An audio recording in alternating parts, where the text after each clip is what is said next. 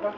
Ya, hari ini setelah kemarin batal, maka hari ini dilaksanakan persidangan ajuan gugatan ya, pra peradilan. Gimana menurut Bang Alvin sendiri tentang situasi hari ini? Ya, seperti yang sudah sampaikan tadi kita bacakan di depan persidangan, ya jelas banyak sekali kecacatan di dalam penetapan tersangka terhadap Syed Panji Gumilang.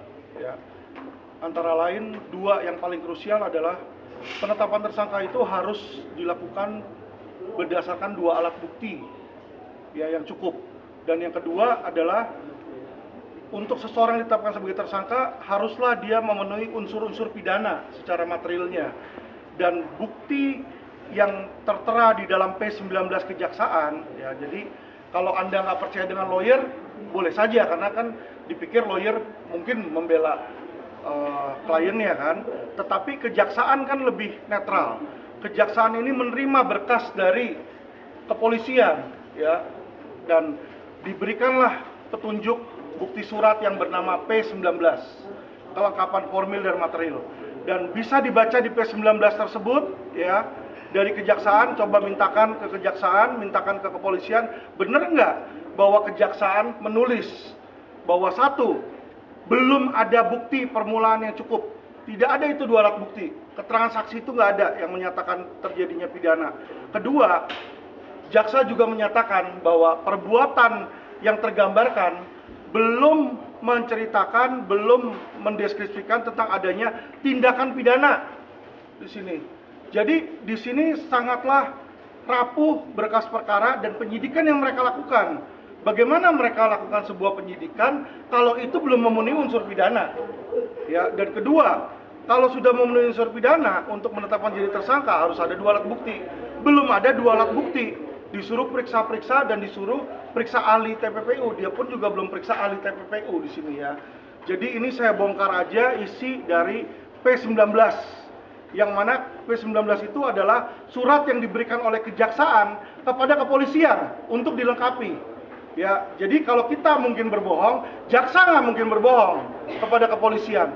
Karena jaksa itulah yang nanti harus menyidangkan di pengadilan terhadap perbuatan yang disangkakan terhadap Panji Gumilang, yaitu TPPU. Ya, dan jaksa melihat tidak ada bukti dan belum ada unsur. Jadi bagaimana seseorang penyidikan yang belum lengkap ini dilakukan penetapan tersangka? Ini yang menjadi problema kita yang sudah kami tuangkan tadi dan kami bacakan di depan persidangan. Ada yang mau disampaikan? Ya, sebentar. Kemudian ketika tadi saksi pelapor ya disampaikan bahwa itu tidak memenuhi unsurnya, sebenarnya TPPU sendiri itu seperti apa yang bisa digambarkan kepada kami semuanya? Gini Bang, TPPU itu adalah pidana yang tidak bisa berdiri sendiri. Ya, jadi nggak bisa simsalabim abrakadabra ya. Si Panji Gumilang ini mencuci uang. Uangnya dari mana? Itu harus dibuktikan dulu predikat crime-nya. Ya, TPPU itu harus ada predikat crime-nya, kejahatan awal, kejahatan asal muasalnya. Itu terbukti, baru uang yang dihasilkan dari kejahatan itu dicuci. Nah, inilah baru ada kejahatan TPPU. Nah, yang menjadi problemnya dia mendalilkan ada predikat crime yang namanya 372 penggelapan kalau kalian lihat. Nah, 372 itu adalah delik aduan absolut. Penggelapan tidak mungkin terjadi tanpa ada kerugian dan tanpa ada pihak yang dirugikan. Ya kan? Nah, ini kok yang melapor tiba-tiba polisi yang bernama Abdul Rahman bilang ini ada penggelapan. Emangnya dia dirugikan? Polisi itu ada dirugikan. Apakah uang dia digelapkan? Kan tidak. Ya, jadi gini teman-teman ini masyarakat harus smart ya. Gak bisa seseorang tiba-tiba ini ada penggelapan. Polisi melapor. Polisinya aja kagak tahu apa-apa tentang yayasan, dia kagak kerja di yayasan. Dia juga bukan korban. Terus dia melaporkan terjadi penggelapan, tidak tahu kerugiannya berapa, modusnya seperti apa, penggelapannya bagaimana, tidak tahu. Tiba-tiba dia bilang dicuci uangnya. Ya, dan di P19 pun jaksa bilang hasil penyelidikannya mana? Katanya nih Abdul Rahman menyelidiki keuangan dari yayasan. Ya kan? Berarti dia bukan korban. Dia nggak ada sangkut pautannya sama yayasan. Nah, jadi secara formil saja sudah dilanggar. Yang bisa melapor itu orang dirugikan. Jadi nggak bisa tiba-tiba saya punya anak, saya bilang anak saya diperkosa. Sama siapa nggak tahu, sama jin tomong, pokoknya dia diperkosa. Nggak bisa. Harus ada korbannya. Korbannya harus ada, pelakunya harus ada, dia harus tahu. Iya dong, karena apa? Kayak pemerkosaan, penggelapan, itu delik aduan absolut. Perzinahan. Ya perzinahan tuh yang lapor harus suaminya atau istrinya yang merasa dirugikan. Ya ini harus diikuti oleh polisi. Kalau polisi di dalam menetapkan orang sebagai tersangka, memproses hukum aja sudah sewenang-wenang, seenak jidatnya mereka, ini bukan hukum namanya, Pak. Nah itulah makanya kami mengambil jalur pra-peradilan. Dia boleh melanggar hukum, kita ikuti hukum. Ya, kita ikuti hukum, kita ajukan pra-peradilan sesuai pasal 77 KUHP untuk diuji penetapan tersangkanya. Bang Alvin, kalau di dalam keterangan persnya, Mabes Polri mengatakan bahwa dugaan penggelapannya itu ada pada dana BOS. Di dalam pers 19 yang tadi Bang Alvin bongkar itu, apakah disebutkan bahwa memang unsur 372-nya itu adalah dari dana BOS tersebut? Jadi gini Bang ya, kalau dana BOS itu uang dari pemerintah. Jadi opini hukum saya dalam hal ini, dia melakukan penerapan hukum yang salah. Ya, harusnya kalau memang ini tentang dana BOS, harusnya tipikor. Karena ini uang pemerintah, yang dirugikan adalah pemerintah. Penggelapan itu adalah uang yang dirugikan dari perorangan. Itulah penggelapan. Polisi ini ngerti hukum atau tidak? Pertanyaan saya. Jangan nanti abang mencuri, dikasihnya pasalnya pembunuhan, Bang. Iya dong. Penggelapan itu adalah misalnya saya kerja di perusahaan, ya kan? Saya nyolong duit bos saya, ya kan? Korbannya siapa? Bos saya. Di situ ada korbannya, dia yang bisa ngelapor. Kalau dapat dana dari bos, dana dari pemerintah, yang dirugikan adalah pemerintah, itu masuknya tipikor, bukan penggelapan. Jadi dengan kata lain, kalaupun terjadi penggelapan dana BOS itu tidak bisa dikaitkan dengan TPPU. Bukan nggak bisa dikaitkan dengan TPPU. Pasalnya yang dia sangkakan salah. Jadi kalau dia menerapkan pasal yang salah, itu yang saya bilang, TPPU bisa, tapi predikat crime-nya bener nggak? Kalau predikat crime-nya aja salah, ya bagaimana bisa ke TPPU-nya? TPPU kan next step ketika sudah terbukti predikat crime. Predikat crime-nya aja dia bingung kok apa yang mau disangkakan. Ini yang jadi problem. Bang Alvin, saya tetap fokus pada TPPU. Ya. Dalam hal ini Mabes Polri juga mengaku bahwa ada para penyumbang dana kepada Al Zaitun Ya. yang sudah dipanggil. Ya. Dan ini mengindikasikan adanya TPPU tersebut. Sebetulnya konstruksi hukum dan pengertian daripada TPPU itu sendiri bagaimana? Ketika misalnya kan gini, Yayasan Al Zaitun menerima sumbangan dari si A, dan ternyata si A itu mendapatkan hasil uangnya itu dari hasil kejahatan. Ya. Nah ini dalam hal ini siapa yang bisa dikenakan hukumnya? Al Zaitun sebagai penerima sumbangan itu tersebut atau justru si penyumbangnya tersebut, Bang Alfi? Dalam konstruksi hukum pandangan TPPU. Dalam konstruksi hukum TPPU itu ada pasal 3, 4, dan 5. Ya. Pasal 3 ini adalah penerima pasif. Ya, jadi TPPU pasif. TPPU pasif itu orang tidak perlu mengetahui bahwa itu hasil kejahatan, hanya dengan dia menerima saja itu dia bisa kena ancamannya 5 tahun. Ya, jadi makanya kayak contoh kasus Sandra Dewi, istri dia mungkin kagak tahu lakinya kerja apa, tapi kalau dia menerima uang hasil kejahatan bisa kena sebagai pencuci uang pasif. Sedangkan pasal 5 ini adalah pencuci uang aktif. Aktif itu dia harus mengetahui, dan itu ancamannya 20 tahun penjara. Nah, yang jadi problemnya di sini adalah dia masukin jungto 55. Jadi dia anggap ada kumpulan orang, tetapi anehnya tersangkanya cuma 1 orang, Panji Gumilang aja. Jadi untuk apa dia masukin jungto 55? Itu satu. Terus kedua, ya kalau abang lihat di situ adalah disangkakan, contohnya salah satu TPPU-nya membeli sepeda, yang mana sepeda itu digunakan oleh pengurus-pengurus, anggota-anggota pesantren. Apakah itu salah si Panji Gumilang?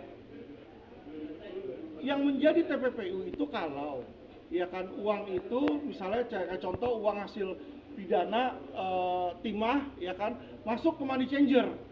Dari situ keluar lagi ke perusahaannya Harvey Mois, keluar ke Sandra Dewi, dia pakai. Nah itu kan seolah-olah uang kotor jadi uang bersih kan Pak.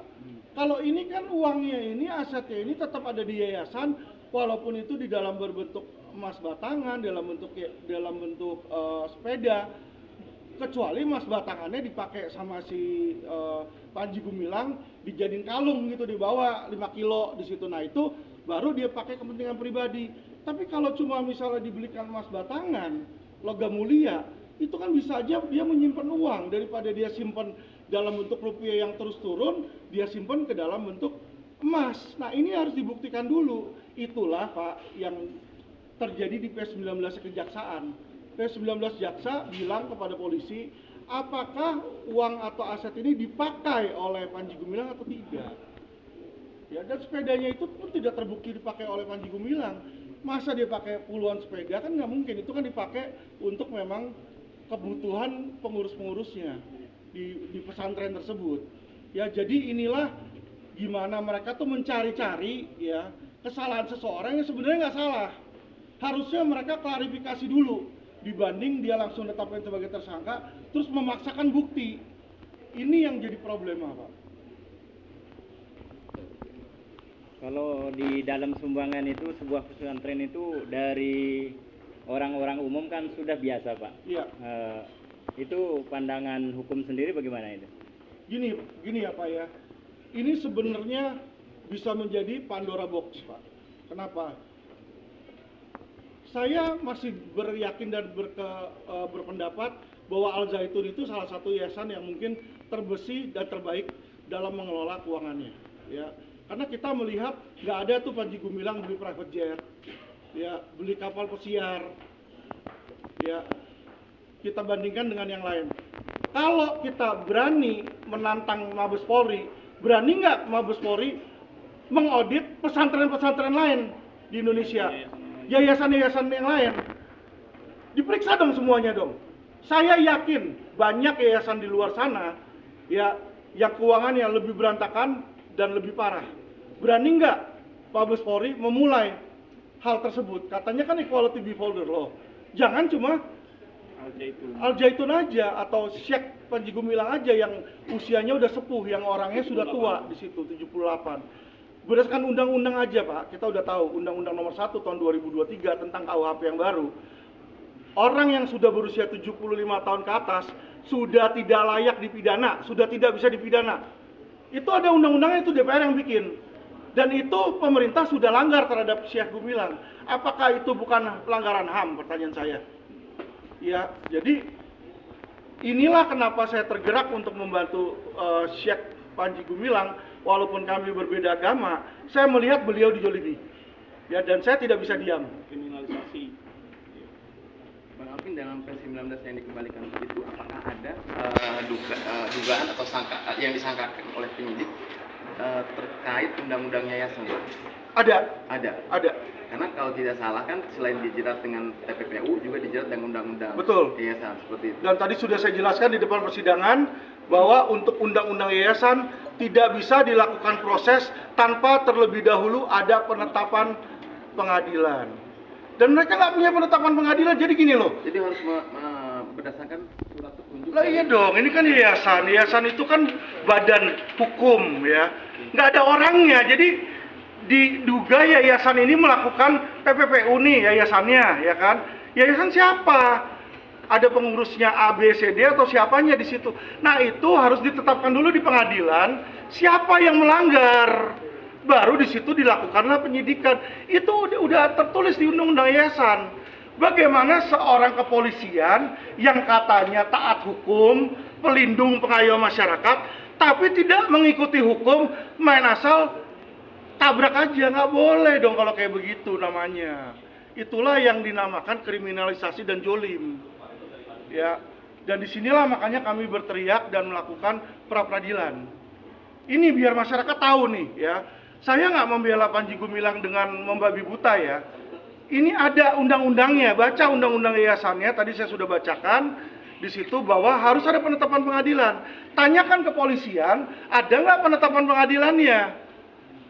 Lah bagaimana orang belum ditetapkan pengadilan, misalnya rumah ibu tiba-tiba diambil, dieksekusi sama orang. Karena harusnya eksekusi pun misalnya ada penetapan pengadilan kan. Ini tanpa penetapan pengadilan, Anda diusir, terus rumah Anda diambil. Nah, apakah itu hukum? Nangkep ya maksud saya ya. Jadi inilah banyak pelanggaran yang dilakukan mereka dengan alasan menegakkan hukum, tapi dengan cara-cara yang melawan hukum. Nah itu yang kita tidak setuju. Dan kita minta kebijakan dari majelis hakim untuk meluruskan hal tersebut. Tambahan bro? Tambahan sedikit. Jadi masyarakat yang posisinya hari ini merasa tergerak hatinya untuk membela Syekh Panji Gumilang, silakan Anda melakukan aksi damai di depan Pengadilan Negeri Jakarta Selatan. Jadi di situ Anda bisa menyampaikan aspirasinya. Dengan dukungan masyarakat, kami minta kepada Ketua Pengadilan Negeri Jakarta Selatan melalui Hakim Tunggal yang hari ini menyidangkan perkara Syekh Panji Gumilang agar tidak takut dan mengambil keputusan yang seadil-adilnya dan harus berkeadilan. Demikian. Kalau dibiarkan soalnya ya, sekarang ini yang jadi korban Syekh Panji Gumilang. Tapi kalau kita biarkan, lain kali, lain waktu, kalian dan semua keluarga kalian pun bakal jadi korban oknum-oknum Polri yang sembarangan. Itu yang kita tidak mau. Ya, kita respect mereka untuk menegakkan hukum. Tapi menegakkan hukum sesuai koridor yang sudah diterapkan oleh hukum. Jadi mereka itu dikasih kewenangan, tapi kewenangan yang terbatas. Bukan kewenangan absolut. Terbatas, dia punya cara-caranya, oh nangkap harus begini, ini harus begini. Jadi jangan sembarangan, nanti tiba-tiba kalian ditangkap, digebukin dulu, kan nggak boleh, misalnya kayak begitu kan. Nah inilah yang kita jaga rambu-rambunya. Sama halnya dengan pidana yayasan, itu benar boleh diselidiki oleh mereka, tapi apabila sudah ada penetapan hakim, penetapan pengadilan. Nggak bisa serta-merta mereka main asal tabrak. Ini yang harus kita sampaikan kepada Kapolri bahwa oknum-oknum ini masih ada di sana. Ya, dan ini yang kita mau mereka benahi. Itu, terima kasih. Ya. Terima kasih Bang Win. Thank you teman-teman.